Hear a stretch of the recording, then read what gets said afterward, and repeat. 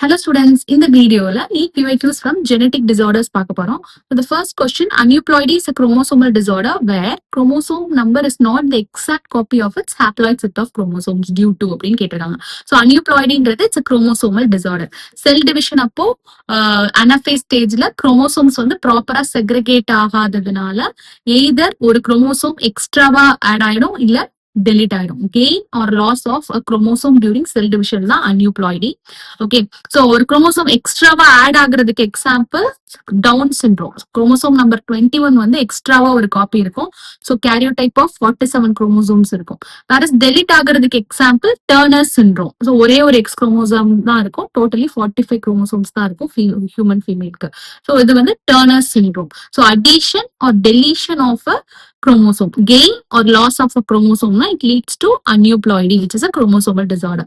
So B and C. So option D, B and C only is the correct answer. Then given below are two statements. Statement 1, failure of segregation of chromatids during cell cycle resulting in the gain or loss of a whole set of chromosome in an organism is known as aneuploidy கொடுத்திருக்காங்க, which is wrong. So gain or loss of a chromosome தானே தவிர whole set of chromosome கிடையாது. Statement 1 wrong. Statement 2, failure of cytokinesis after anaphase stage of cell division results in the gain or loss of a chromosome is called as polyploidy கொடுத்திருக்காங்க. This is also wrong. So cytokinesis வந்து after telophase stage of cell divisionல தான் telophase ஸ்டேஜ்க்கு அப்புறம் தான் cytokinesis நடக்கும். இது இந்த ஸ்டேட்மெண்டே wrong.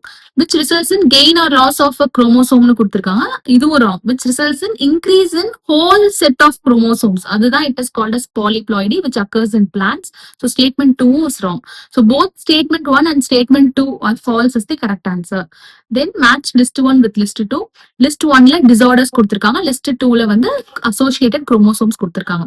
So A down சிண்ட்ரோம்ன்றது குரோமோசோம் நம்பர் 21 எக்ஸ்ட்ராவா ஒரு காப்பி இருக்கும். ஸோ A3 ஆல்பா தாலசிமியான்றது குரோமோசோம் 16ல HBA1 HBA2ன்ற டூ க்ளோஸ்லி லிங்க்டு ஜீன்ஸ்ல மியூட்டேஷன் நடக்கிறதுனால வர்றது alpha thalassemia. So B14 and beta thalassemia chromosome number 11ல HBV ஜீன்ல மியூட்டேஷன் நடக்கிறதுனால வருது. ஸோ C1 கிளைன்ஃபெல்டர் சிண்ட்ரோம்ன்றது ஒரு எக்ஸ் குரோமோசோம் எக்ஸ்ட்ராவா இருக்கிறதுனால வருது, XXY.